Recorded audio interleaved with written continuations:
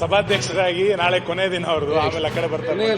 15,000 20,000 ಒಂದೇ ಸೊಟ್ಟು ತಗೊಳ್ಳೋ ಬದಲು 2,000 5,000 ತಗೊಳ್ಳೋ ಬೆಟರ್ ಅಂತ ಕಾಣ್ತದೆ. ಅದಕ್ಕೆ ನಾನು ಹಾಗೆ ತಗೊಂಡಿದ್ದೆ. ಬೇರೆ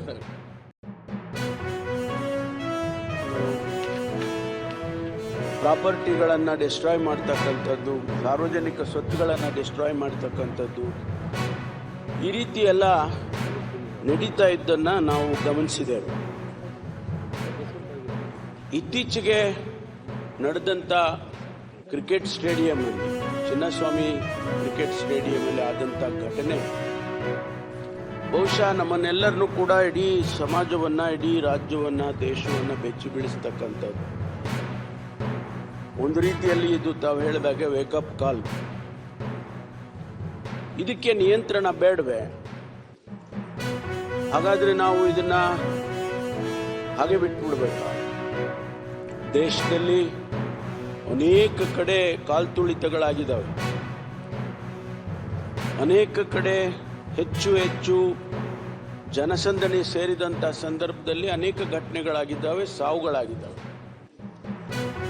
ಅನೇಕ ಜನ ಸೇರಿದಂಥ ಸಂದರ್ಭದಲ್ಲಿ ಪಬ್ಲಿಕ್ ಪ್ರಾಪರ್ಟಿಗಳು ಡಿಸ್ಟ್ರಾಯ್ ಆಗಿದ್ದಾವೆ, ಸಾವಿರಾರು ಕೋಟಿ ಅದರಿಂದ ನಷ್ಟ ಆಗಿದೆ. ಇದನ್ನು ನಿಯಂತ್ರಣ ಮಾಡಬೇಕಾ ಬೇಡವಾ ಅಂತ ಪ್ರಶ್ನೆ.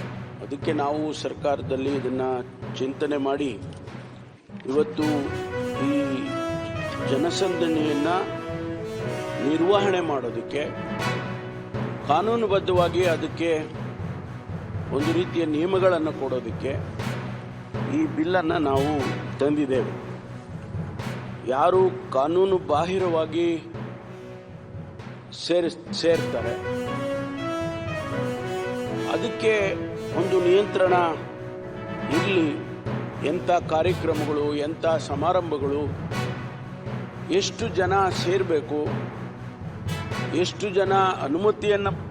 ಜನ ಸೇರುವಾಗ ಅನುಮತಿ ತಗೋಬೇಕು, ಅಥವಾ ಇಂತಿಷ್ಟು ಜನ ಸೇರಿದಾಗ ಅನುಮತಿ ಬೇಕಾಗಿಲ್ಲ, ಇವುಗಳನ್ನು ನಾವು ಈ ಬಿಲ್ಲಿನ ಮೂಲಕ ತಂದಿದ್ದೇವೆ. ಮಾನ್ಯ ಅಧ್ಯಕ್ಷರೇ,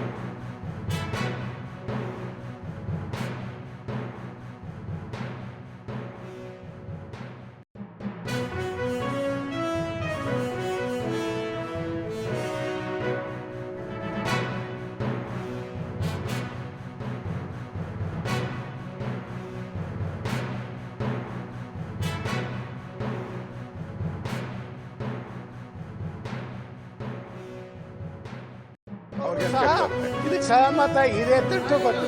ಅಧ್ಯಕ್ಷರೇ, ಏನಾನ ಹೆಚ್ಚು ಕಮ್ಮಿ ಆದ್ರೆ ಅಲ್ಲಿ CM ಹೋದ್ರೆ, ಮಂತ್ರಿ ಹೋದ್ರೆ, ನೀವು ಅವ್ರನ್ನ ಏನಾನ ಕುಸಿದ್ ಬಿದ್ದರೆ ಯಾರ ಮೇಲೆ ನೀವು ಚಾರ್ಜ್ ಮಾಡ್ತೀರಾ?